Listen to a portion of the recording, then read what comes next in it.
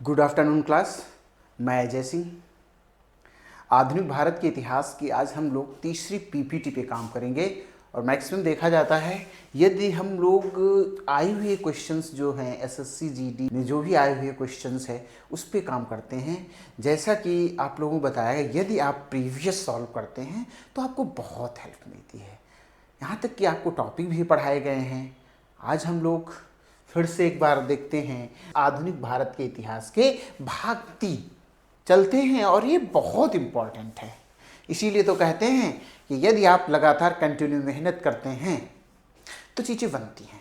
जैसे कि एक लाइन याद आ रही है, समर में घाव खाता है उसी का मान होता है, सृजन में चोट खाई है जिसने छीनी और हथौड़ी, वही पाषाण मंदिर का कहीं भगवान होता है।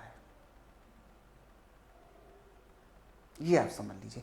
तो आपको एक पाषाणिक पत्थर है, उसको भी तराशने के लिए उसे भी छेनी हथौड़ी की मार खानी पड़ती है।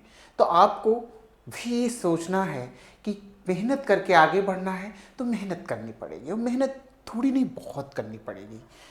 पूरी दुनिया पढ़ रही है, पूरा देश पढ़ता है।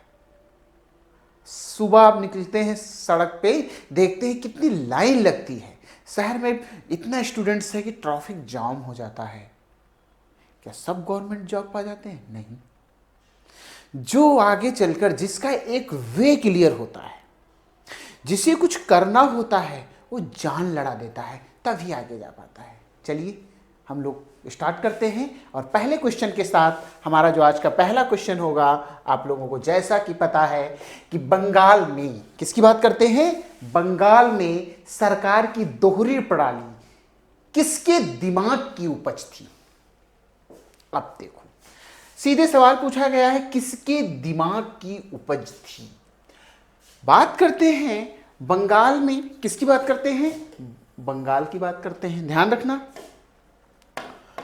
बंगाल की बात हो रही है। कहां? बंगाल। अब बंगाल एक बड़ा समृद्ध, बड़ा मजबूत सूबा हुआ करता था। इसीलिए इस विषय पर कहा गया है, बंगाल में सरकार की दोहरी जो प्रणाली थी, दोहरी प्रणाली को कहीं कहीं आप देखते हैं कि द्वैध शासन, क्या बात करते हैं? द्वैध शासन की बात रखी गई है। बंगाल में सरकार की दोहरी प्रणाली द्वैध शासन की बात करते हैं। किसकी? द्वैध शासन। एक प्रकार से देखा जाता है कि निजामत या रेवेन्यू वसूलने का अधिकार, दीवानी का अधिकार जो था वो कंपनी अपने पास रख रही है, और कानून व्यवस्था, लॉ एंड ऑर्डर जिसे कहते हैं, मेंटेन करने की जिम्मेदारी नवाब को देना चाह रही है। ये चीजें वहां पर हो रही हैं। तो दोहरा शासन एक तरह देखा जाता है कि सरकार पूरी तरह से एक दोहरी प्रणाली का स्वरूप अपनाए हुए है। ईस्ट इंडिया कंपनी जो है, कंपनी की सरकार जो है, शासन संचालित है। तो बंगाल में सरकार की दोहरी प्रणाली किसके दिमाग की उपज थी? तो रॉबर्ट्स क्लाइव। इसका नाम पूरा इनका क्या है? Roberts Clive. ये ध्यान रखना है। According to question answer is the right पूछा जाएगा तो आप बताएंगे रॉबर्ट्स क्लाइव। यहां पर नहीं, लॉर्ड क्लाइव के नाम से फोकस किया गया है। तो आपको बता दें, दोहरी प्रणाली, जो दोहरी प्रणाली है, आपको ध्यान रखना है, जो दोहरी प्रणाली जिसे हम लोग दोहरी प्रणाली की बात करते हैं, कब स्टार्ट की गई? तो आपको बताना है दोहरी प्रणाली कब, तो आप बताएंगे 1765। ये 1765 में किसके द्वारा? Roberts Clive. रॉबर्ट्स क्लाइव या लॉर्ड क्लाइव के द्वारा दोहरी प्रणाली 1765 में लागू होती है। 1765 में लागू होती है। ध्यान रखना है, लागू होती 1765 में लागू होती है। ये आपको ध्यान रखना है। और जैसे जैसे सिस्टम चल रहा होता है, इतना करप्शन हो गया है, मतलब इतना लूट मची हुई है ब्रिटिश ईस्ट इंडिया कंपनी के द्वारा, कि इस पे जैसे ही बंगाल के गवर्नर को बंगाल का गवर्नर जनरल नियुक्त किया जाता है, चीजें चेंज हो जाती हैं। जैसे कि दोहरी प्रणाली 1765 में लागू होती है, और दोहरी प्रणाली को, ध्यान रखना इस चीज को, दोहरी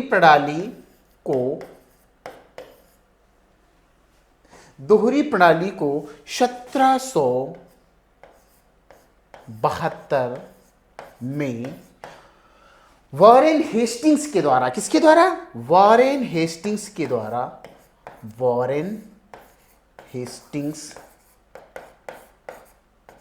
के द्वारा समाप्त किया जाता है, समाप्त किया जाता है। दोहरी प्रणाली को 1772 में वॉरेन हेस्टिंग्स के द्वारा समाप्त किया जाता है। तो सवाल आपसे पूछा जाएगा, बंगाल में सरकार की दोहरी प्रणाली किसके दिमाग की उपज थी? तो क्वेश्चन का आंसर आप देते हैं क्या? Roberts Clive. दोहरी प्रणाली को द्वैध शासन की व्यवस्था, द्वैध शासन किसकी बात करते हैं? द्वैध शासन की व्यवस्था, इसको भी, ये भी द्वैध शासन की व्यवस्था, द्वैध शासन की व्यवस्था का भी स्वरूप बोला जाता है। रॉबर्ट्स क्लाइव ने 1765 में लागू की थी, जिससे दोहरी प्रणाली को 1772 में वॉरेन हेस्टिंग्स के द्वारा समाप्त किया जाता है। क्लियर है? ये दोहरी प्रणाली का स्वरूप द्वैध शासन, द्वैध शासन शब्द की संकल्पना लियोनल स्कॉर्टिस ने दी थी अपनी पुस्तक डायरकी। ध्यान रखना है, सीधे सवाल पूछा जाए कि द्वैध शासन शब्द की संकल्पना किसने दी, तो आपको बताना होगा द्वैध शासन शब्द की संकल्पना लियोनल कॉर्टिस ने दी थी। किसने दी थी? लियोनल कॉर्टिस। आपको ये हम इस साइड में लिखते हैं इस पे कि द्वैध शासन शब्द की संकल्पना, द्वैध शासन, क्या बात करते हैं हम लोग हैं? द्वैध शासन, द्वैध शासन शब्द की संकल्पना लियोनल कॉर्टिस ने दी थी। किसने? लियोनल कॉर्टिस ने दी थी। सीधे सवाल पूछा जाएगा, द्वैध शासन शब्द, अंडरलाइन करते हैं, द्वैध शासन शब्द की संकल्पना लियोनल कॉर्टिस ने दी, और लियोनल कॉर्टिस की पुस्तक है डायरकी। इसका उल्लेख किसमें पाया गया है? डायरकी में पाया गया है। क्लियर है? कौन सी पुस्तक है? डायरकी। लियोनल कॉर्टिस की पुस्तक की एक पुस्तक है, पुस्तक का नाम है डायरकी। ये इनकी पुस्तक है। तो ये पुस्तक है डायरकी, किसकी? लियोनल कॉर्टिस। द्वैध शासन शब्द की संकल्पना लियोनल कॉर्टिस ने दी थी, इनकी लियोनल कॉर्टिस की पुस्तक है डायरकी, इसमें उल्लेख है। तो द्वैध शासन या दोहरी प्रणाली की जब बात करते हैं तो आंसर रहेगा लॉर्ड क्लाइव। द्वैध शासन अर्थात दोहरी दो स्तर का जो शासन की बात करते हैं वो करते हैं बंगाल में। किसके द्वारा की गई है? तो रॉबर्ट्स क्लाइव के द्वारा। क्लियर है? आगे चलते हैं। 1932 में महात्मा गांधी के बीच पूना पैक्ट पर हस्ताक्षर किए गए थे। तो पहली बात हमें यह पता होना चाहिए कि पूना पैक्ट किसके बीच में हुआ था। तो पूना पैक्ट जो है, आपको ध्यान रखना, जो पूना पैक्ट है इसकी बात करते हैं कि आपको ध्यान है 24 सितंबर, किसकी बात करते हैं? 24 सितंबर, डेट की बात करते हैं 24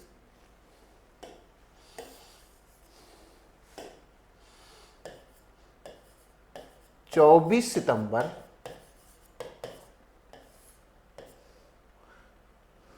1932। पूना पैक्ट हुआ कब था? 24 सितंबर 1932 में। पूना पैक्ट किसके बीच में हुआ था? तो आपको ध्यान रखना, पूना पैक्ट हुआ था गांधी और अंबेडकर के बीच। किसके बीच? गांधी और अंबेडकर के बीच। अंबेडकर मतलब BR अंबेडकर, बाबा साहब भीमराव अंबेडकर, बहुत काबिल आदमी थे। गांधी और अंबेडकर के बीच ये पूना पैक्ट था। तो पूना पैक्ट 24 सितंबर 1932 गांधी और अंबेडकर के बीच होता है। कब होता है? 24 सितंबर 1932। तो 1932 में महात्मा गांधी के बीच पूना पैक्ट की बात करते हैं तो BR अंबेडकर। इसका राइट आंसर होगा, आपको ध्यान रखना होगा, इसका आंसर क्या होगा? बाबा साहब भीमराव अंबेडकर अर्थात BR अंबेडकर। क्लियर है? अच्छा, पूना पैक्ट के साथ एक गांधी इरविन पैक्ट बोला जाता है। Gandhi Irwin pact, note point देंगे, एक नोट पॉइंट लिखते हैं, Gandhi Irwin pact. Gandhi Irwin pact. Gandhi Irwin pact, ये बहुत सवाल पूछा जाता है। 5 मार्च 1900, कब? 5 मार्च 1931। ये भी पॉइंट नोट कर लेना साथ में। तो आपसे पूछा जाए पूना पैक्ट 24 सितंबर 1932, Gandhi Irwin pact. Gandhi Irwin pact को अथवा करके एक पॉइंट नोट कर लेंगे। गांधी इरविन पैक्ट को OR करके नोट कर लीजिएगा, दिल्ली पैक्ट के भी नाम से जाना जाता है। किसके नाम से? Delhi pact. Gandhi Irwin pact को दिल्ली पैक्ट भी बोला जाता है। आया हुआ सवाल है CGL में, Delhi pact. Gandhi Irwin pact जो है, जिसे गांधी इरविन समझौता कहते हैं, 5 मार्च 1931 को होता है, अथवा इसे हम दिल्ली पैक्ट के भी नाम से जानते हैं। क्लियर है? तो 1932 में महात्मा गांधी और अंबेडकर के बीच में पूना पैक्ट पर हस्ताक्षर। सवाल पूछा जाता है पूना पैक्ट हुआ कहां था? आपको यह ध्यान रखना है, आपसे एक सवाल पूछा जाता है पूना पैक्ट। पूना जो पैक्ट है, यरवदा जेल। कौन सी जेल थी? यरवदा जेल, महाराष्ट्र में पड़ती है ये पूना पैक्ट। यरवदा जेल अर्थात पूना महाराष्ट्र में, वहां पर पुणे में एक है यरवदा जेल, यरवदा जेल में हुआ था। क्लियर है? आगे चलते हैं। 1756 में सिराजुद्दौला के बाद बंगाल के नवाब बने। कहने का मतलब 1756 में सिराजुद्दौला किसके बाद बंगाल के नवाब बने थे, यह बताना है। सिराजुद्दौला किसके बाद बंगाल के नवाब बने थे? सबसे पहले हमें याद रखना है बंगाल का स्वतंत्र नवाब। नोट पॉइंट में यहां देना होगा, बंगाल का स्वतंत्र नवाब कौन बना था।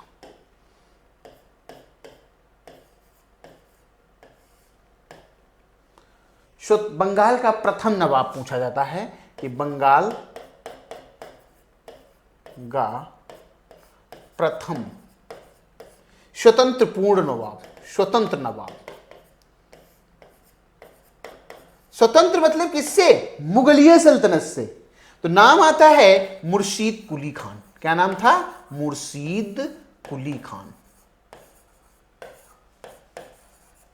किसकी बात करते हैं? मुर्शीद कुली खान। बंगाल का प्रथम स्वतंत्र नवाब पूछा जाएगा तो आप बताएंगे मुर्शीद कुली खान। मुर्शीद कुली खान के बाद धीरे धीरे देखा जाता है कई नवाब स्वतंत्र बंगाल, मतलब मुगलों से अलग हटके एक स्टेबल किया अपने आप को। और क्योंकि मुगलिया सल्तनत, मुगल शासन कमजोर पड़ा, तो सबसे पहले अपने आप को स्वतंत्र कर लिया मुर्शीद कुली खान। तो मुर्शीद कुली खान तो हो नहीं सकते हैं, इनको काट दो, ठीक है। मीर जाफर भी नहीं हो सकते हैं, ये बाद में रहते हैं। मीर कासिम भी नहीं हो सकते हैं, ये भी बाद में रहते हैं। तो आपको यह बताना होगा कि अलवर्दी खान इसका राइट आंसर रहेगा। ये सिराजुद्दौला जो बंगाल का नवाब है, ये देखा जाता है अलवर्दी खान का नाती था। अलवर्दी खान का नाती था और जिससे 1756 में सिराजुद्दौला को बंगाल का नवाब बनाया गया। तो मीर जाफर का टाइम पीरियड ध्यान रखना है कि 1757 से ये 60 टाइम रहता है। मीर कासिम का टाइम है 1760 से ये 1763 रहता है इनका टाइम पीरियड। क्लियर है? और 1700 मुर्शीद कुली खान कब बनता है? मुर्शीद कुली खान की बात ये 1718 ईस्वी के आसपास बनता है।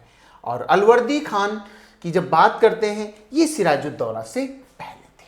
तो आपको ये चीजें ध्यान रखना है कि कौन किसके, तो ये चीजें आपको ध्यान रखता है। इसका राइट आंसर है अलवर्दी खान। सिराजुद्दौला 1756 में सिराजुद्दौला अलवर्दी खान के बाद बंगाल का नवाब बना। बंगाल का प्रथम स्वतंत्र नवाब पूछा जाएगा तो मुर्शीद कुली खान है। क्लियर है? आगे चलते हैं। निम्नलिखित में किस लड़ाई में, कौन सी लड़ाई हुई थी? निम्नलिखित में किस लड़ाई में ईस्ट इंडिया कंपनी ने मैसूर पर कब्जा कर लिया था पूरी तरह से। बक्सर की लड़ाई हो नहीं सकता, श्रीरंगपट्टनम की घेराबंदी, श्रीरंगपट्टनम मैसूर की बात करते हैं, प्लासी बिल्कुल नहीं, पोलीनूर की लड़ाई मतलब ही नहीं है। तो इसकी अकॉर्डिंग देखा जाता है ईस्ट इंडिया कंपनी ने मैसूर पर कब्जा कर लिया श्रीरंगपट्टनम की संधि के तहत। कब? श्रीरंगपट्टनम की संधि, श्रीरंगपट्टनम की जब घेराबंदी हुई। बताया जाता है कि श्रीरंगपट्टनम के द्वार पर लड़ते लड़ते शहीद हो गए थे। कौन? टीपू सुल्तान।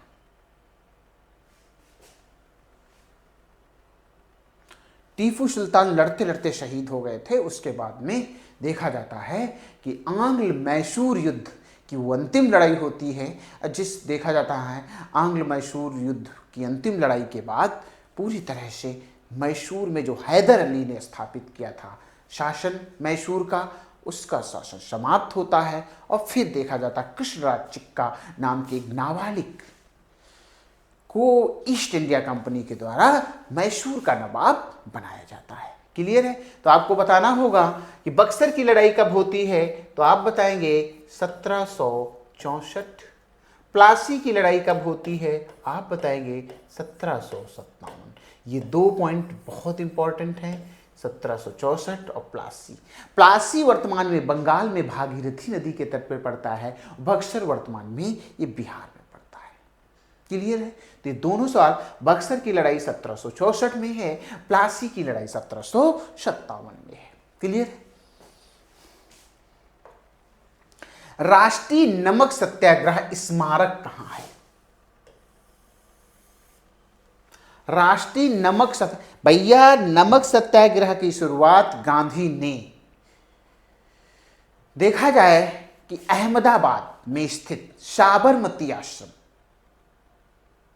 जो साबरमती नदी के तट पर स्थित है, वहां से नमक सत्याग्रह की शुरुआत की।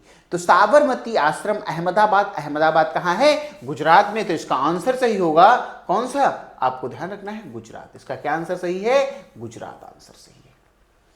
तो नमक सत्याग्रह, आपको यह ध्यान रखना है, नमक सत्याग्रह, नोट पॉइंट लिखना है, नमक सत्याग्रह की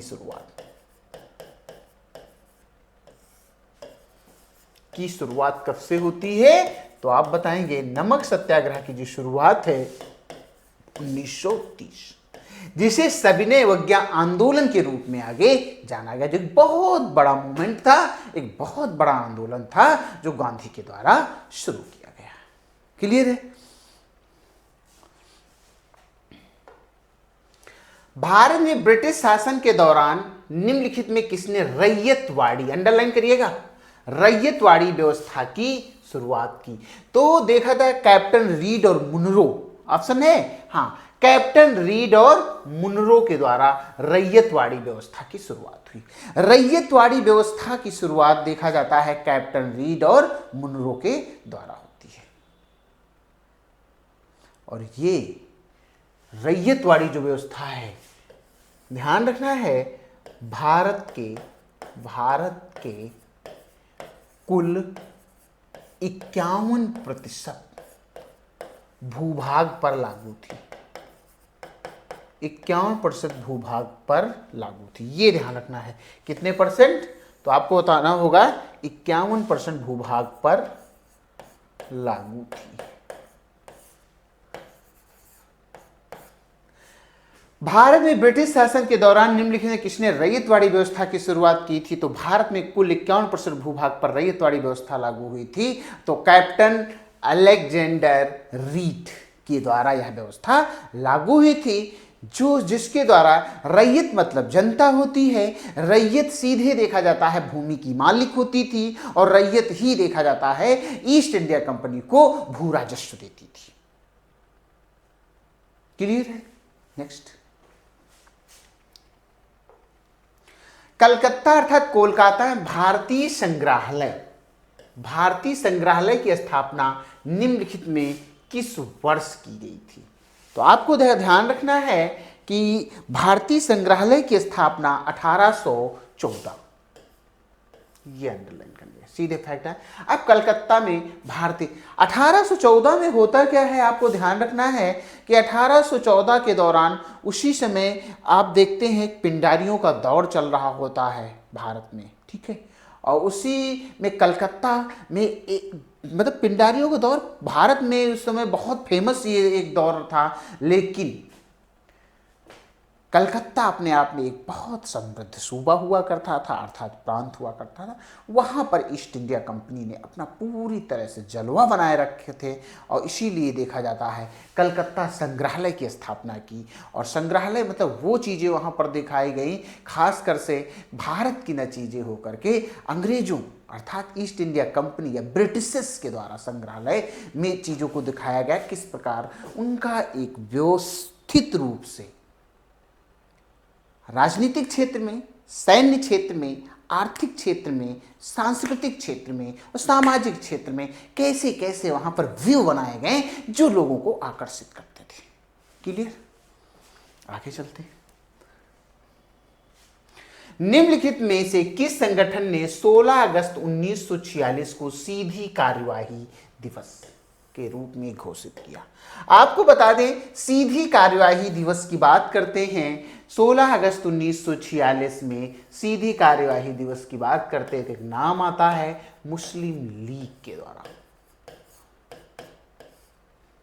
ऑप्शन इसका क्या सही है? आपको यह बताना होगा कि मुस्लिम लीग आंसर इसका सही।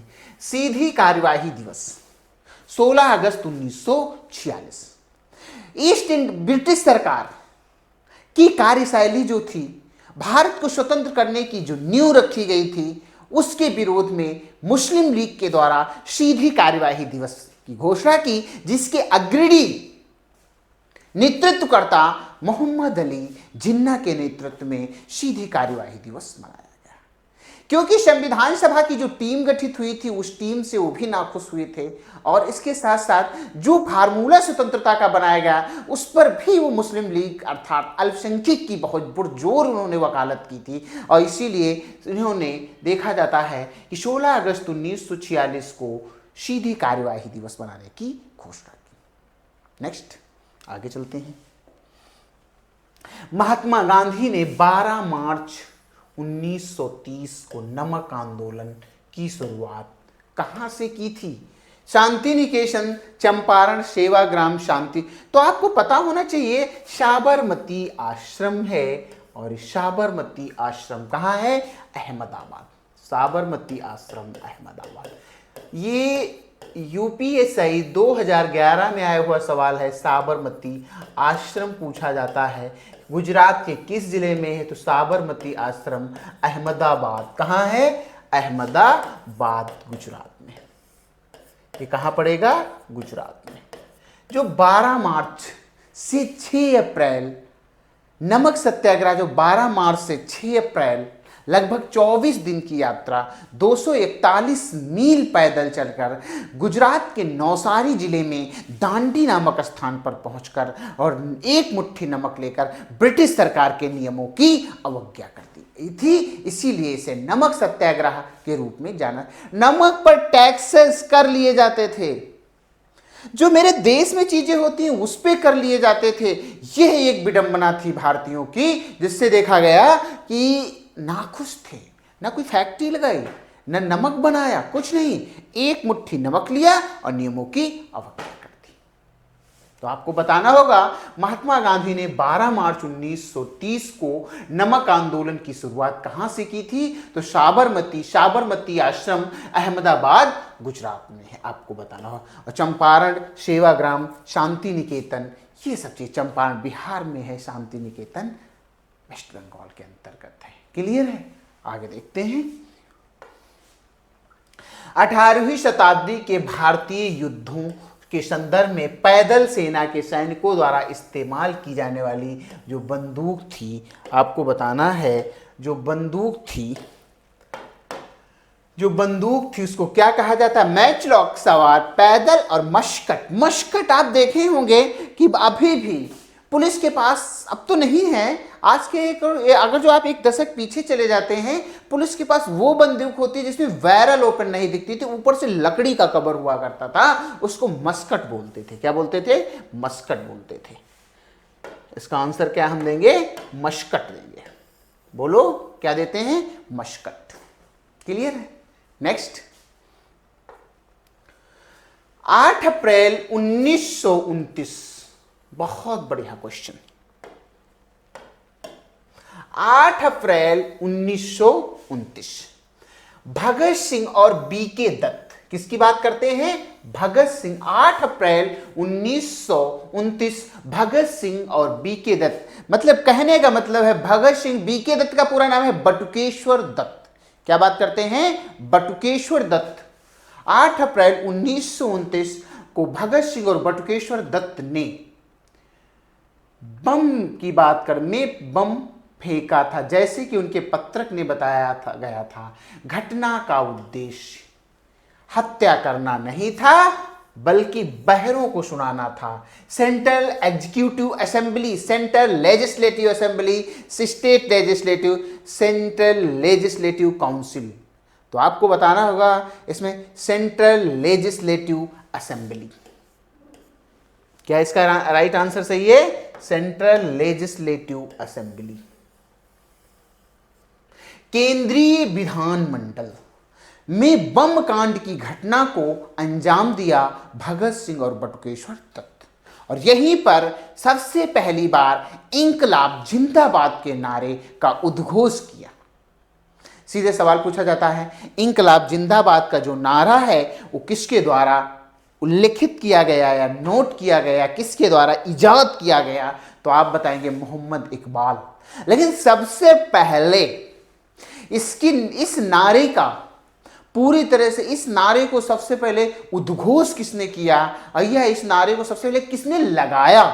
तो आप बताएंगे भगत सिंह। केंद्रीय विधानमंडल, सेंट्रल लेजिस्लेटिव असेंबली कहां? ये ध्यान रखना है, दिल्ली। ये कहां पे? दिल्ली। दिल्ली केंद्रीय विधानमंडल में बम कांड की घटना को अंजाम दिया और हंसते हंसते अपनी गिरफ्तारी दे दी। उनका उद्देश्य था सिर्फ बहरों को जगाना। विधवा पुनर्विवाह संघ की बात करते हैं। यह विधवा पुनर्विवाह अधिनियम पूछा जाता है, आपको ध्यान रखना। विधवा पुनर्विवाह अधिनियम की बात करें तो अधिनियम 1956 है। ध्यान रखना है, लॉर्ड कैनिंग के शासनकाल में 1856, सॉरी लॉर्ड कैनिंग के शासनकाल में, लॉर्ड कैनिंग के शासनकाल में।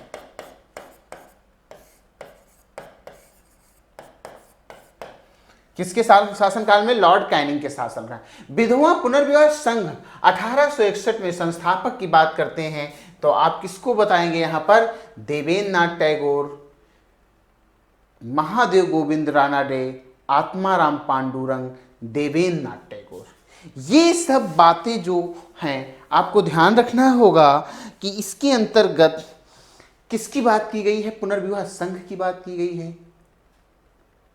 लेकिन विधवा पुनर्विवाह की जो सबसे बड़ी वकालत की बात करते हैं, जो वकालत की थी वो आपको बताना होगा B.R. अम्बेडकर ने की थी। लेकिन यहां पर एक नाम आता है महादेव गोविंद रानाडे। किसकी बात करते हैं? महादेव गोविंद NG रानाडे, जिन्होंने पूना सार्वजनिक सभा की स्थापना की थी। विधवा पुनर्विवाह संघ के संस्थापक पूछा जाए, महादेव गोविंद रानाडे। ध्यान रखना है, यहां पर B.R. अम्बेडकर नहीं है, और जब ये सवाल फंसाएगा तो B.R. अम्बेडकर को लेकर के फंसा सकता है। संघ की स्थापना, तब आप बताएंगे विधवा पुनर्विवाह संघ की स्थापना 1861, महादेव गोविंद रानाडे, या शॉर्ट फॉर्म में MG रानाडे आ सकता है। क्लियर है? भारत में वर्नाकुलर प्रेस एक्ट पारित किया गया। भैया सीधे आंसर लगाइएगा, 1878। Vernacular press act 1878 lord British viceroy lord Lytton के द्वारा। ये बड़ा अनुदारवादी थे, उदार है। भारत की व्यवस्था भारतीयों को बड़ा ही दृष्टि से देखते थे और इन्होंने भारतीयों के लिए कभी कोई बहुत अच्छे कार्य ही नहीं किए। लेकिन इनके बाद एक नाम आता है, इनका नाम है लॉर्ड रिपन। उन्होंने भारत के लिए बहुत अच्छे अच्छे कार्य किए, मतलब देश को उन्होंने ऐसे चलाया जैसे एक देखा जाता है कि पालनहार होता है ना। जिस प्रकार देखा जाए कि मतलब एक सेवा भाव, जैसे गवर्नर जनरल ऑफ इंडिया अर्थात वायसराय का जो एक सेवा भाव था वो भारतीयों के लिए था, वो लॉर्ड रिपन को बोला जाता है। तो वर्नाक्युलर प्रेस अधिनियम कहने को नहीं, ये जो देखा जाए उस समय कोई भी गतिविधियां होती थी, यदि किसी प्रेस वाले ने ईस्ट ब्रिटिश सरकार के विरोध में कोई भी गतिविधि की तो उसका पूरी तरह प्रेस को ही टारगेट किया जाता था। इसलिए प्रेस एक्ट की जब बात करें, वर्नाकुलर प्रेस एक्ट की 1878 लॉर्ड लिटन के द्वारा। क्लियर है? अब वर्नाकुलर प्रेस एक्ट, वर्नाकुलर जो प्रेस एक्ट है, वर्नाकुलर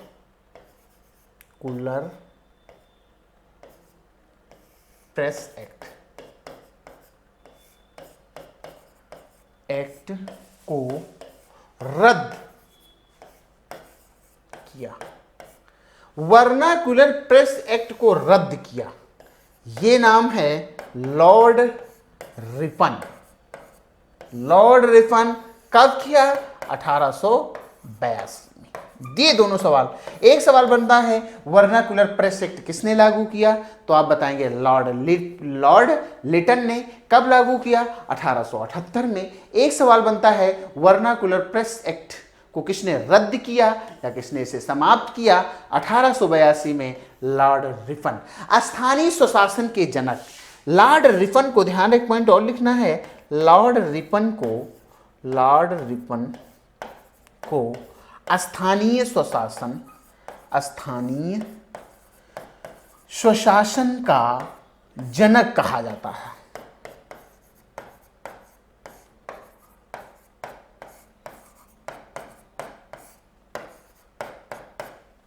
लॉर्ड रिपन को स्थानीय स्वशासन का जनक कहा जाता था। एक ये सवाल बहुत बार आता है।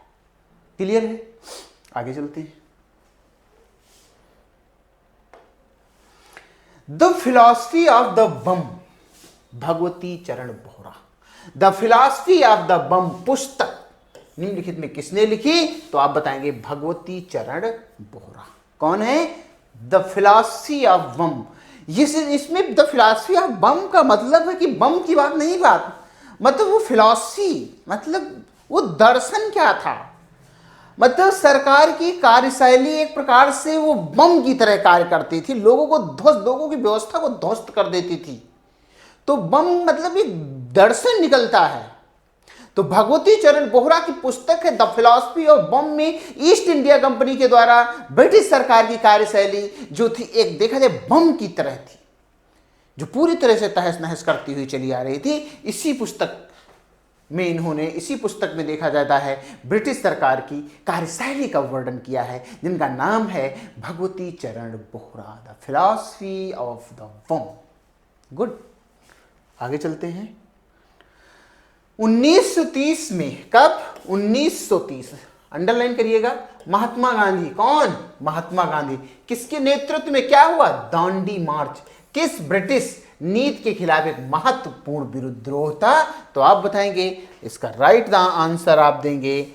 आपको पता होना चाहिए, बहुत इंपॉर्टेंट, नमक्कर। कौन है? नमक सत्याग्रह 12 मार्च से 6 अप्रैल 1930, जो देखा जाए गांधी के नेतृत्व में साबरमती आश्रम अहमदाबाद से 12 मार्च को स्टार्ट, 24 दिन की यात्रा, 241 मील पैदल चल के, और देखा गया है कि नौसारी जिले में पहुंचकर दांडी नामक स्थान पर एक मुट्ठी नमक लेकर ब्रिटिश सरकार की नियमों की अवज्ञा की। कैसे? सविनय पूर्वक अवज्ञा की, जिसे सविनय अवज्ञा आंदोलन के नाम से जाना जाता है। और सविनय अवज्ञा आंदोलन 1930 में गांधी के द्वारा स्टार्ट किया गया है। उस सविनय अवज्ञा आंदोलन की जो शैली के अंतर्गत देखा जाता है कार्यशैली थी, वो नमक सत्याग्रह के रूप में आरंभ हुई थी। तो आपको ध्यान रखना है 1930 महात्मा गांधी के नेतृत्व में दांडी मार्च किस ब्रिटिश नीति के खिलाफ एक महत्वपूर्ण विरोध था? तो आप बताएंगे नमक का। क्लियर है?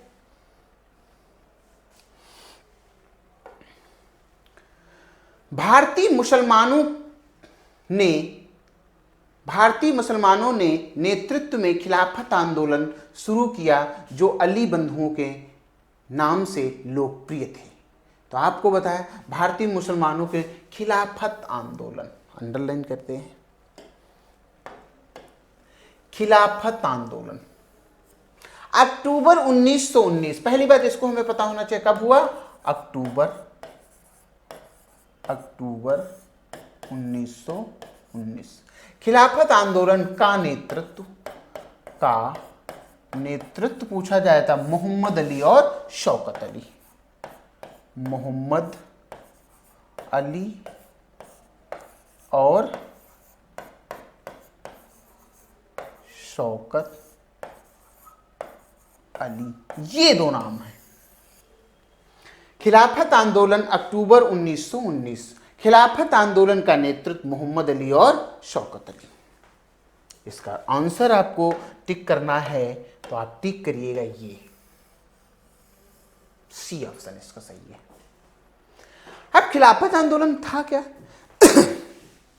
आपको बताया खिलाफत आंदोलन प्रथम विश्व युद्ध जो 1914 से 1918 तक चला। प्रथम विश्व युद्ध में तुर्की जो ध्रुवीय राष्ट्रों की ओर से लड़ रहा था, वो उसने बीच में पाला बदला और मित्र राष्ट्रों की ओर से लड़ना स्टार्ट किया। मित्र राष्ट्र में अमेरिका था, फ्रांस, ब्रिटेन, ये सारे देश थे। तो मित्र राष्ट्रों की ओर से तुर्की लड़ना स्टार्ट हुआ। तुर्की एक ऐसा देश था जिससे एशिया की सारी सेनाएं तुर्की होकर ही यूरोप पहुंच रही थी, इसलिए तुर्की से समझौता करना पड़ा मित्र राष्ट्रों को। और इस समझौते के तहत से चीजें ये निकली कि हम यदि वर्ल्ड वार ये फाइनल जीतते हैं तो हम आपको बहुत सपोर्ट करेंगे और कभी आपके डिवाइडेशन की बात नहीं करेंगे। ठीक है, तुर्की ने सपोर्ट किया और प्रथम विश्व युद्ध मित्र राष्ट्र था इंग्लैंड जीता। लेकिन सबसे पहले एक साल बाद जैसे जीतने के बाद पहला कार्य किया, तुर्की का विभाजन कर दिया कि इन फ्यूचर यदि कभी कोई प्रॉब्लम आती है तुर्की जो है अर्थात तुर्की देश ये फिर एक समस्या पैदा करेगा, इसलिए तुर्की का विभाजन किया और तुर्की के खलीफा के पद को समाप्त किया। इस विरोध से विश्व के सभी मुस्लिम देश नाराज हुए और मुस्लिम मेजॉरिटी नाराज हुई। इसीलिए तहत देखा जाता भारत में शौकत अली और मोहम्मद अली नाम के दो बड़े मुस्लिम नेता उस समय हैं, इन्होंने भी खिलाफत आंदोलन को संचालित भारत में किया। तो सवाल पूछा जाता है खिलाफत आंदोलन का नेतृत्व भारत में किसने किया? तो शौकत अली और मोहम्मद अली ने किया। अक्टूबर 1919 नेतृत्व मोहम्मद अली और शौकत अली। क्लियर है? तो मतलब समस्या क्या थी? खलीफा का पद समाप्त किया गया था और तुर्की का विभाजन किया गया था। इसी कारण अक्टूबर 1919 में भारत में खिलाफत आंदोलन का नेतृत्व मोहम्मद अली और शौकत अली के द्वारा किया गया। क्लियर? आगे देखते हैं। Arms act. भारत में आर्म्स एक्ट किस वर्ष पारित किया गया? आर्म्स एक्ट की बात करते हैं कि किस वर्ष आर्म्स एक्ट पारित किया गया, तो आपको यह ध्यान रखना है हथियार की बात करते हैं। कौन सा ऐसा समय आया जब हथियार की बात की गई? हथियार आर्म्स एक्ट की बात तो आपको पता होना चाहिए कब पारित हुआ, तो 1878। Arms act. और इसी समय लॉर्ड लिटन के शासनकाल में, लॉर्ड लिटन के शासनकाल में यह भी सवाल पूछा जाता है कि किस आर्म्स एक्ट, कभी तो पूछा जाए कब, तो सन पूछा जाएगा तो 1878 आप बताएंगे। ये तो पूछ लिया कौन सा वायसराय था, कौन सा गवर्नर जनरल ऑफ इंडिया था, तो आप बताएंगे कौन है, तो आप बताएंगे लॉर्ड लिटन है। क्लियर? आगे चलते हैं। भारत में के प्रथम कन्या विद्यालय की स्थापना निम्नलिखित में से किसने की थी? सर्वप्रथम कन्या विद्यालय की स्थापना किसने की थी? तो आपको बताना होगा सावित्रीबाई फुले। ज्योतिबा फुले की पत्नी हैं सावित्रीबाई फुले हैं, जो एक बहुत बड़ी समाज सेवी है। क्लियर है?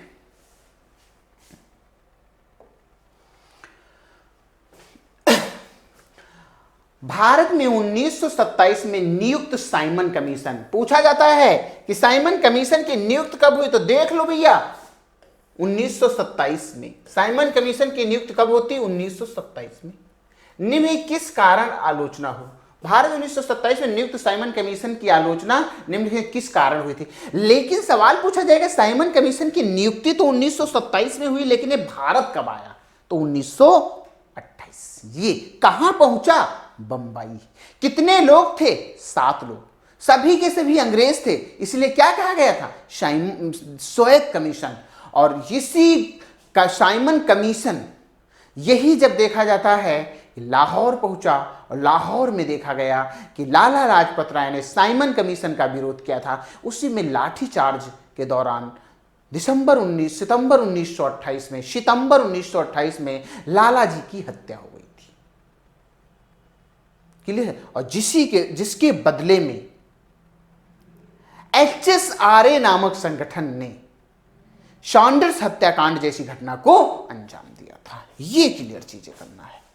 तो आपको बताना होगा कि भारत में 1927 में नियुक्त साइमन कमीशन की आलोचना निम्नलिखित किस कारण हुई थी? इसने भारत में ब्रिटिश शासन की वापसी की सिफारिश की, इसने भारत के लिए संवैधानिक सुधारों की सिफारिश की, इसमें कोई भी भारतीय सदस्य नहीं था, इसमें भारत को 2 अलग देशों में विभाजित करने का प्रस्ताव रखा गया था। ये आपको ध्यान रखना है। इसमें कोई भी भारतीय सदस्य नहीं था, सभी के सभी भैया ध्यान रखना है, कोई भी भारतीय सदस्य नहीं, इसमें कोई भी भारतीय सदस्य नहीं था। यही कारण था, इसमें सभी के सभी अंग्रेज थे, इसीलिए साइमन कमीशन को स्वायत्त कमीशन कहा जाता है। साइमन कमीशन को क्या कहा जाता है? स्वायत्त कमीशन। क्लियर है? 7 सदस्य थे साइमन कमीशन में। पूछा जाए आपसे कितने सदस्य? 7 सदस्य थे। साइमन कमीशन का गठन पूछा जाए, गठन 1927। साइमन कमीशन भारत आया, आपसे पूछा जाए भारत आया तो भारत कब आया? 1928 में। और इससे क्या कहा जाता है? स्वायत्त कमीशन कहा जाता है। कौन सा कमीशन ने था? स्वायत्त कमीशन कहा जाता है। ये ध्यान रखना है। साइमन कमीशन की आलोचना, साइमन कमीशन की बात, भारत में 1927 में नियुक्त साइमन कमीशन की आलोचना की बात करते हैं। 7 सदस्य, गठन 1927, भारत आया 1928 और इसे स्वायत्त कमीशन कहा जाता है। क्लियर? आगे चलते हैं। भारत में अस्थाई बंदोबस्त की नीति, अस्थाई बंदोबस्त की नीति कब शुरू हुई? तो 1783 गलत, 1773 गलत, 1763 गलत। ये कौन सा स्थान है? 1793। स्थाई बंदोबस्त लॉर्ड कॉर्नवालिस के द्वारा। किसके द्वारा? लॉर्ड कॉर्नवालिस के द्वारा। ये चीजें हैं लॉर्ड कॉर्नवालिस के द्वारा। अस्थाई बंदोबस्त एक भू राजस्व व्यवस्था थी। क्या थी? एक भू राजस्व व्यवस्था थी। आपको ध्यान रखना है, अस्थाई बंदोबस्त एक भू राजस्व व्यवस्था थी।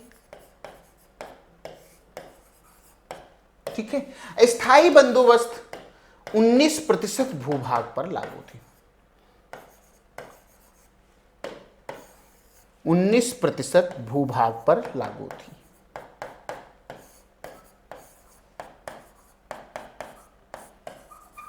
कितने परसेंट भूभाग पर? 19% भूभाग पर लागू थी। क्लियर है? आगे चलते।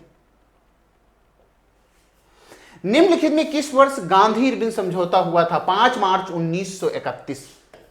5 मार्च 1931। हम आगे पीछे क्वेश्चन में भी समझा चुके हैं। 5 मार्च 1931 गांधी इरविन समझौता, और गांधी इरविन समझौता को दिल्ली पैक्ट के नाम से जाना जाता है। किस पैक्ट के नाम से? दिल्ली पैक्ट के नाम से जाना जाता है। आपको ध्यान रखना है कौन सा पैक्ट पूछा जाएगा तो आप बताएंगे दिल्ली पैक्ट भी से। नेक्स्ट, निम्नलिखित में शख्सियतों में किस भारत में पिछड़े वर्गों और जातियों के प्रवक्ता के रूप में वर्णित किया जाता है? तो पिछड़े वर्गों की जातियों और प्रवक्ता के रूप में किसे वर्णित किया गया है? तो आपको ये बताना होगा। सब जाहिर है किसने बहुत मेहनत की है इस सब काम के लिए? Doctor Bhimrao Ambedkar. Clear? Next, स्वदेशी आंदोलन का लोगों पर सबसे अधिक प्रभाव किस क्षेत्र में पड़ा? संयुक्त प्रांत, बंगाल, कश्मीर, बरार की संयुक्त प्रांत। ये देखा जाता है कि सीधे सीधे सवाल पूछा जाता है, स्वदेशी आंदोलन का सबसे अधिक जो प्रभाव था सबको पता है कहां पड़ेगा? बंगाल में। क्या आंसर सही है? बंगाल। स्वदेशी आंदोलन कब स्टार्ट हुआ? 1905। 1905। स्वदेशी आंदोलन का नेतृत्व पूछा जाएगा तो आप बताएंगे कि सुरेंद्र नाथ बनर्जी। कौन है? सुरेंद्र बनर्जी। और स्वदेशी आंदोलन बंगाल विभाजन के विरोध में, स्वदेशी आंदोलन का आरंभ बंगाल विभाजन की प्रतिक्रिया स्वरूप, बंगाल विभाजन की प्रतिक्रिया स्वरूप।